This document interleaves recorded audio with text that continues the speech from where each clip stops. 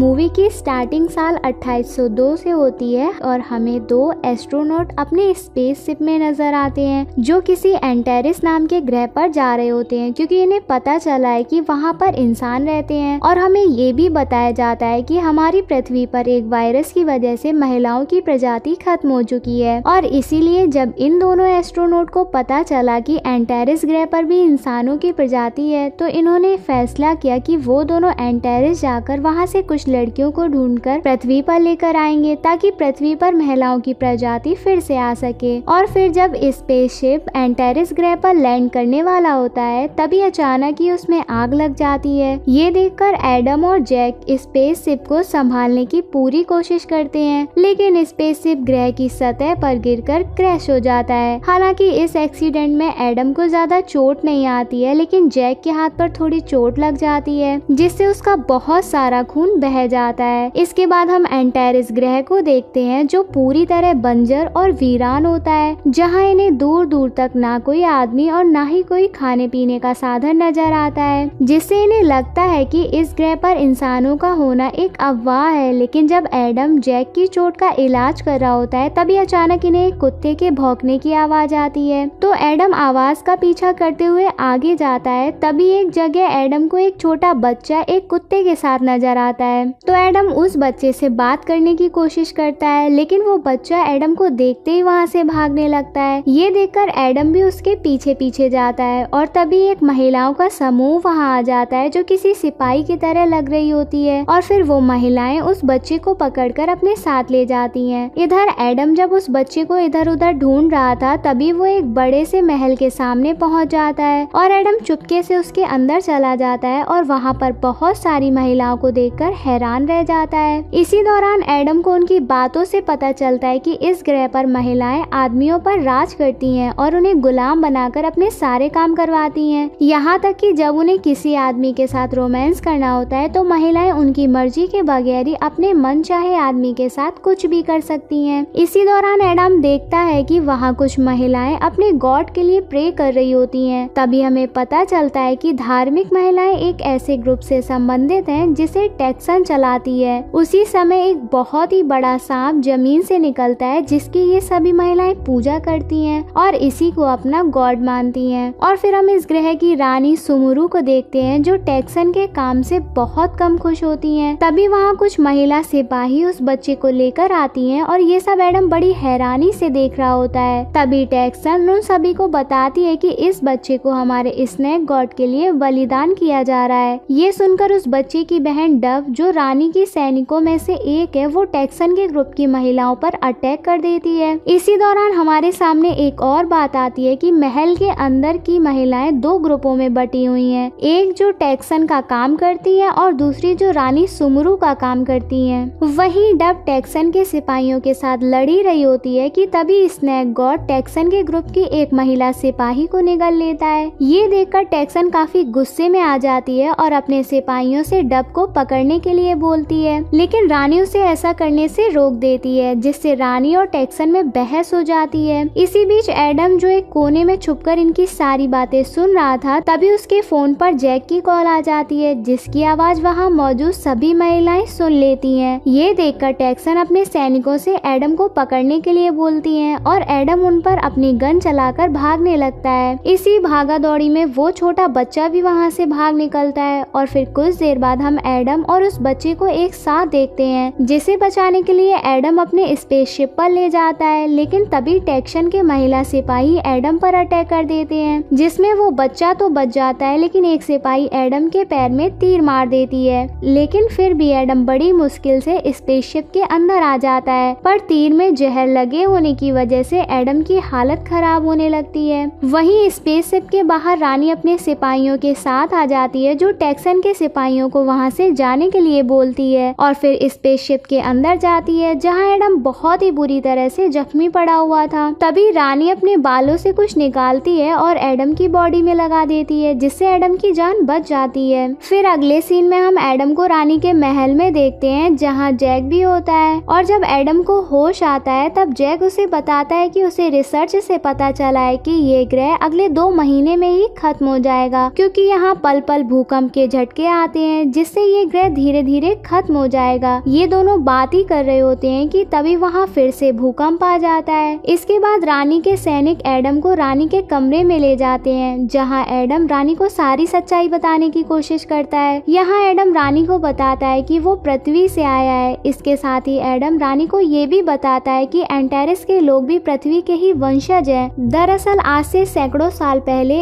एक एस्ट्रोनॉट लोगों का दल इस ग्रह पर लाइफ की खोज करने के लिए आया है, जिन्होंने पहले 100 सालों तक पृथ्वी पर संपर्क बनाकर रखा, लेकिन बाद में कुछ तकनीकी खराबी की वजह से उनका पृथ्वी से संपर्क टूट गया और इस वजह से ही वो सारे एस्ट्रोनॉट लोग इसी ग्रह पर फंस कर रह गए। अब एडम की सारी बातें सुनने के बाद रानी भी हैरान हो जाती हैं और एडम की बातों पर इसलिए यकीन करती हैं क्योंकि उसके पूर्वजों ने भी पहले पृथ्वी के बारे में बताया था। और फिर रानी एडम को अपने ग्रह के बारे में बताती है कि यहाँ लगातार भूकंप आने की वजह से ये ग्रह पूरी तरह बर्बाद हो गया। तभी अचानक टेक्सन का एक ग्रुप पावर में आया, जिसने ग्रह पर रहने वाले लोगों को स्नेक गॉड के प्रति आकर्षित किया। वहीं टेक्सन एक शाही परिवार से आती है जो मेरी तरह ही रानी बनना चाहती है, लेकिन ग्रह के लोगों ने उसे अपनी रानी स्वीकार नहीं किया और इसी वजह से टेक्सन अपने ग्रुप को बड़ा कर रही है ताकि एक दिन वो रानी को मारकर उसकी जगह राज कर सके। इसके बाद रानी एडम को बताती है कि बहुत सालों पहले आदमियों ने यहाँ प्रकाश की बहुत फ्लैश देखी जिसमें बहुत से आदमी मारे गए थे और उसी दिन से महिलाओं ने आदमियों को अपना गुलाम बना लिया। इसके बाद रानी एडम को अपनी खदान में ले जाती है जहाँ बहुत से आदमी गुलामों की तरह खुदाई का काम कर रहे होते हैं। यहाँ रानी एडम को बताती है कि हम आदमियों का इस्तेमाल अपना काम करवाने के लिए या फिर स्नेक गॉड को बलि चढ़ाने के लिए करते हैं। इसी दौरान जब एडम रानी को ये समझाने की कोशिश करता है कि ये ग्रह अगले 2 महीने में खत्म होने वाला है, तो रानी उसकी बातों पर यकीन करने की बजाय उसे पीटने लगती है और उसे अपने सैनिकों से कालकोठरी में डालने के लिए कहती है। इसके बाद जब रानी के सैनिक एडम को कैद करने के लिए ले जा रहे होते हैं, तभी टेक्सन के ग्रुप के लोग उन पर अटैक कर देते हैं, जो रानी के ग्रुप की सारी महिला सैनिकों को मार देती है और एडम को पकड़कर अपने साथ ले जाती है। वहीं हम देखते हैं कि इस लड़ाई के बीच उस छोटे बच्चे की बहन डब बहुत बुरी तरह जख्मी हो जाती है और फिर अपने छोटे भाई के सामने ही दम तोड़ देती है। दूसरी तरफ टेक्सन के सैनिक एडम को टेक्सन के पास ले जाते हैं, जहां टेक्सन एडम को अपने ग्रुप में शामिल होने के लिए बोलती है और जब एडम इस काम के लिए मना करता है तो टेक्सन उसके साथ फ्लर्ट करने की कोशिश करती है, लेकिन एडम फिर भी उसे मना कर देता है। इससे टेक्सन काफी गुस्से में आ जाती है और एडम पर अटैक कर देती है, पर इससे पहले कि टेक्सन एडम को कोई चोट पहुंचा पाती तभी रानी जैक के साथ वहां आ जाती है और एडम को टेक्सन से बचा लेती है। यहाँ टेक्सन जब रानी से लड़ने की कोशिश करती है तो रानी उसे एक ही मुक्के में बेहोश कर देती है। इसके बाद रानी जैक और एडम को वहाँ से बाहर लेकर जाती है। इसी दौरान जैक एडम को बताता है कि उसके पास पहले की तुलना में बहुत कम समय बचा है। यहाँ रानी भी इन दोनों के बीच की बात सुन लेती है। तभी रानी एडम को एक वर्ल्ड जोन नाम की जगह के बारे में बताती है और ये वही जगह है जहाँ हजारों साल पृथ्वी से आया हुआ स्पेसशिप उतरा था। ये सुनकर एडम और जैक खुश हो जाते हैं क्योंकि उन्होंने किसी तरह से उस जगह पर पहुंचकर अपने जहाज को स्टार्ट कर लिया तो वो वापस पृथ्वी पर जा सकते हैं। यहाँ रानी भी उनकी मदद के लिए तैयार हो जाती है। इसके बाद रानी एडम और जैक के साथ वर्ल्ड जोन की तरफ जाती है, जहाँ से वो उनके साथ पृथ्वी पर जा सकती है। इस दौरान रास्ते में टेक्सन के सिपाही रोकने के लिए आते हैं, पर ये जैसे तैसे करके उन्हें चकमा देकर आगे बढ़ते रहते हैं। इसी दौरान रानी एडम के कहने पर कैद किए हुए सारे गुलाम आदमियों को छोड़ देती है और फिर महल से बाहर निकलकर एडम और जैक रानी के साथ पैदल ही वर्ल्ड जोन की तरफ जाते हैं। तभी रास्ते में एडम रानी को पृथ्वी पर चलने के लिए मनाने की कोशिश करता है, लेकिन रानी साफ मना कर देती है। यहाँ रानी एडम से कहती है कि वो अपने लोगों को यहाँ मरता हुआ छोड़कर नहीं जा सकती है। तभी रास्ते में एक जगह पर जैक को एक आदमी का कंकाल दिखाई देता है और जब जैक अपनी डिवाइस की मदद से उसकी जांच करता है तो उसे मालूम होता है कि इस आदमी की मौत पिछले 1000 साल पहले हुई थी। और यहाँ जैक ये भी बताता है कि करीब 1000 साल से पहले यहाँ बहुत ही बड़ा विस्फोट हुआ था, जिसकी वजह से बहुत से आदमियों की मौत हो गई थी। ये सुनकर रानी समझ जाती है कि ये वही रोशनी की चमक थी जो सदियों पहले उनके पूर्वजों ने देखी थी। इसका मतलब कि वो सब एक झूठ था। जो कुछ भी उनके धर्म में कहा गया था कि मर्द प्रजाति बहुत ही खतरनाक है। अब सारी सच्चाई जानने के बाद रानी अंदर से बहुत दुखी होती है, लेकिन एडम उसे आगे बढ़ने के लिए कहता है क्योंकि अब उनके पास ज्यादा समय नहीं बचा था। अगले सीन में ये सभी लोग वर्ल्ड जोन के पास पहुंच जाते हैं, जो कि एक बहुत ही बड़ा स्पेस स्पेसशिप होता है और फिर जैक और वो छोटा बच्चा इंजन को स्टार्ट करने की कोशिश करने लगते हैं, जबकि एडम और रानी स्पेसशिप की तकनीकी चीजों को चेक करने लगते हैं। और फिर बहुत मेहनत के बाद एडम और जैक स्पेसशिप के इंजन को स्टार्ट करने में कामयाब हो जाते हैं। पर तभी टेक्सन अपने सिपाहियों के साथ वहां आ जाती है और इन पर अटैक कर देती है, जिससे वहां बहुत ही घमासान लड़ाई होती है। पर एडम अपनी हाईटेक गन से टेक्सन के सभी सिपाहियों को मार देता है, लेकिन टेक्सन अभी जिंदा होती है, जो रानी से दो दो हाथ करने के लिए कहती है। ये सुनकर रानी टेक्सन को जबरदस्त तरीके से मारती है। इसी बीच टेक्सन जब रानी को जान से मारने की कोशिश करती है, तभी एडम उसे अपनी गन से शूट कर देता है, जिससे उसकी मौत हो जाती है। इसके बाद जैक स्पेसशिप को उड़ान भरने के लिए तैयार करता है। वहीं अब रानी भी समझ जाती है कि उसका ग्रह अब खत्म होने वाला है, तो अब रानी भी एडम और जैक के साथ पृथ्वी पर चलने के लिए मान जाती है। और जब ये सभी लोग स्पेसशिप में बैठकर उड़ान भरते हैं, तो एंटेरिस के लोग स्पेसशिप को आसमान में उड़ता हुआ देखकर काफी परेशान हो जाते हैं। वहीं एडम जब एंटेरिस के लोगों को उनकी रानी के बिना देखता है, तो उसे उनके लिए काफी बुरा महसूस होता है। तो एडम जैक से स्पेसशिप को नीचे उतारने के लिए बोलता है और ग्रह पर बचे हुए बाकी लोगों को अपने साथ पृथ्वी पर ले चलने के लिए बोलता है। इस पर जैक एडम से कहता है कि अगर हम वापस ग्रह पर जाते हैं तो वहां आने वाला खतरनाक भूकंप हमारे स्पेसशिप को खत्म कर सकता है। पर एडम और रानी इतना जोखिम उठाने के लिए तैयार होते हैं और फिर रानी और एडम के ज्यादा बोलने पर जैक स्पेसशिप को नीचे उतार देता है। वहीं ग्रह पर मौजूद लोग स्पेसशिप को देखकर डर रहे होते हैं, तो रानी बाहर जाकर उन सभी को समझाती है और उन्हें स्पेसशिप के अंदर आने के लिए कहती है। तो रानी की बात मान सभी लोग स्पेसशिप के अंदर आ जाते हैं और जब जैक स्पेसशिप को फिर से उड़ाने के लिए तैयार होता है, तभी स्पेसशिप पर एक बहुत बड़ा कोबरा अटैक कर देता है। लेकिन जैसे ही जैक स्पेसशिप को उड़ान भरने के लिए स्टार्ट करता है, तभी स्पेसशिप से निकलने वाली आग से वो कोबरा जलकर मर जाता है और फिर स्पेसशिप पृथ्वी के लिए उड़ान भरते हुए आसमान की तरफ चला जाता है। और इसी के साथ ये मूवी यही खत्म हो जाती है। हमारे चैनल को ऐसे ही प्यार देते रहिए। चलो जल्दी से कमेंट करके बताओ आपको मूवी कैसी लगी। लाइक और शेयर करना मत भूलना।